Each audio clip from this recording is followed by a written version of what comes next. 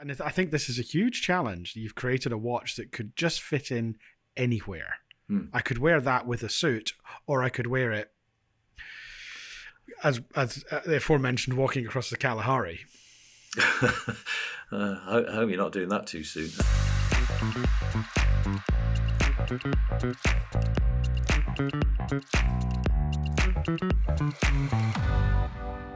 So, Mike, as we briefly alluded to before we started recording, I have more than a passing interest in military and operational watches. I've worn them in very, very hostile environments, and I really admire them. And to me, contrary to what a lot of other people think, they are watch guy watches. You've got some superb military connections and military watches on your site, which I was looking at today. Can you give me a little bit of history, please, as to how you secured these amazing customers and started to work with them? Sure. I mean, it goes back to our very early days. We were increasingly being approached by squadron leaders of RAF squadrons, or sergeant majors from military units across the world, and so we'd always had a sort of a foot in the military camp, if you like, producing watches, in small numbers for groups of military personnel. And we therefore had a relationship with the Ministry of Defence, because although some people produce military watches without paying a commission to the Ministry of Defence, that's not appropriate. So we had this long history, and then about 3-4 years ago, IMG took on board the Ministry of Defence portfolio. I think at the time, the MOD were licensing, 25 different brands to produce watches for the military under their licenseeship. And IMG wanted to reduce that down to brands that they thought could best interpret what the Ministry of Defence and the armed forces in the UK wanted. And we were very, very fortunate to be selected as one of just 5 brands worldwide to be licensed to carry the insignia of the British Armed Forces. Something that we are very proud to do, and take that responsibility extremely seriously. When we came to creating the first collection, we looked back at lots of people. There are lots of iconic military watches, as you will know.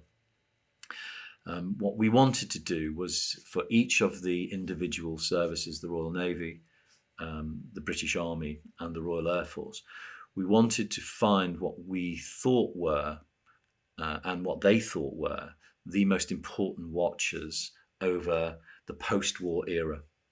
So not going pre-Second World War, but in the post-war era. And we therefore came upon 3 particular watches. The Smith's W10,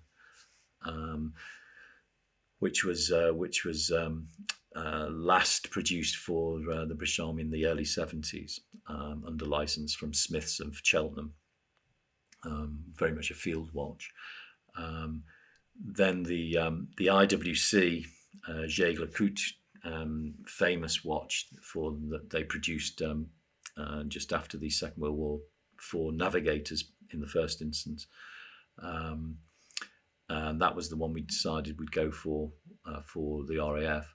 And then what the reference is, I think 0552, which was the Omega Big Triangle version that Omega produced for the Royal Navy back in, I think, in the 60s sometime.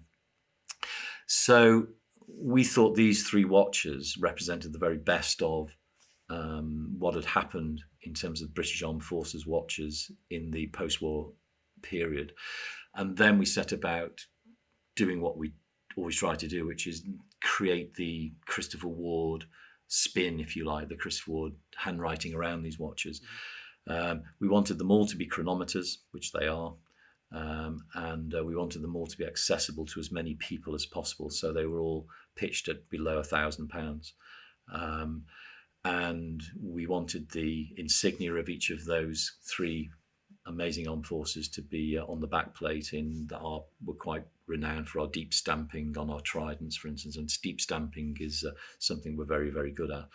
So these watches, were first on sale, I think, in 2019, and the response was incredible. Particularly, the response to each of them, which were named after the three amazing academies, training academies of each of the armed forces. The one that just took off beyond anybody's expectation was the Sandhurst, which is based on the W10, a real classic field watch, beautifully simple in design, beautifully made, very high quality, and a chronometer, and below £1,000. And when you look back now, well, it's probably pretty obvious, but it didn't strike us as being obvious before it went on sale. And then subsequently, back to this post-war period, we then wanted to drill down a little bit further, and we were introduced to the Royal Marines, and we created a watch in conjunction with the Royal Marines, which is based on a DLC'd version of a C60 Trident, which has an internal compass, again a chronometer, which has been a huge success. And then more recently, last year in fact, we had developed the technology to have retractable crowns in our watches. We'd introduced it with the Sealander Elite, and in discussions with the British Army, we wanted to have a watch that represented the Parachute Regiment. And of course, when we showed them this watch, which we then did in a carbon case with a retractable crown, literally a watch that you could jump out of and not have the imprint of a crown going into your the back of your hand, they kind of flipped. They thought that it was absolutely wonderful. So we brought the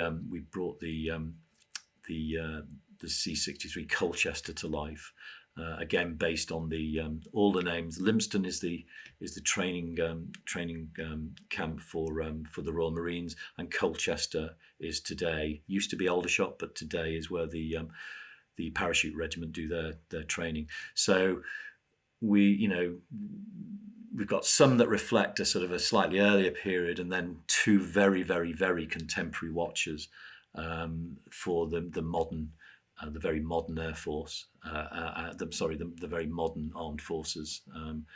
We're very, very pleased, and as I say, very privileged really to be able to reflect the expertise and the honour of those groups of people.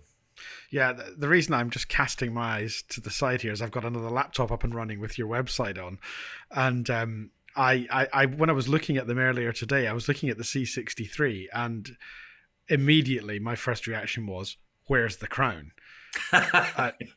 It looks like somebody's photoshopped it out. Yeah, no, it's a clever concept. The one that I was really sorry. No. It is a clever concept, and there are very, very few out there with retractable crowns. The Omega is the most famous example, and we've yet to find too many. There's only a couple of others in the world, so we're very pleased to be able to have a retractable crown. Sorry, I interrupted you, Richard. And the one, no, not at all. Sorry, this is it always happens in these videos as things pop into your head. For me, the C60 was the one that stood out. I thought it was a really the gunmetal colouring, the double crown, the whole compass function. To me, it was just one of those watches that you could buy and you could wear anywhere under any circumstances. If you were, no matter what you're doing, the watch, and I think this is a huge challenge. You've created a watch that could just fit in anywhere. I could wear that with a suit, or I could wear it as the aforementioned walking across the Kalahari. I hope you're not doing that too soon. Been there, done that. It wasn't intentional that it ended up being a sort of an all-purpose, all-terrain type watch. It was genuinely sort of working with the Royal Marines to say, what kind of watch would you guys really welcome having on your wrist in whatever terrains and whatever circumstances you find yourselves in, and that led to the gunmetal grey, that they don't want light bouncing off their watches. They're often in stealth mode. They're often at night, so it couldn't be a highly polished stainless steel case, etc. And then the internal compass, which I have to say is you do need to have your wits about you to use it. But once you've learned how to use it, it's brilliant. And I until we looked at an internal compass, I wasn't aware of it, and it's really very clever, and of course very useful if you find yourself, as you would in the Kalahari Desert, Richard, lost and without means of finding your way home. So and there will be the sun beating down on you, and you do need the sun in the sky to help you work this compass. So it absolutely is the watch for the Kalahari. We must have had you in mind. It's a wonderful bit of kit. Oh, there you go. Why is this watch not in my collection? I just think it's really interesting because what you've said there's kind of resonated. It's you explained why the commandos wanted it and how they created the design for their requirements, and then you've got me, who's a guy who spends his time hiking across the Derbyshire Dales, and yet for the same reasons it kind of resonates with me as a watch. Yeah. So it's good how subconsciously you pick up on what the commandos wanted. But it genuinely wasn't. We had no conception that it would have as wide appeal as it ended up having. Delighted that it has, but happy accident.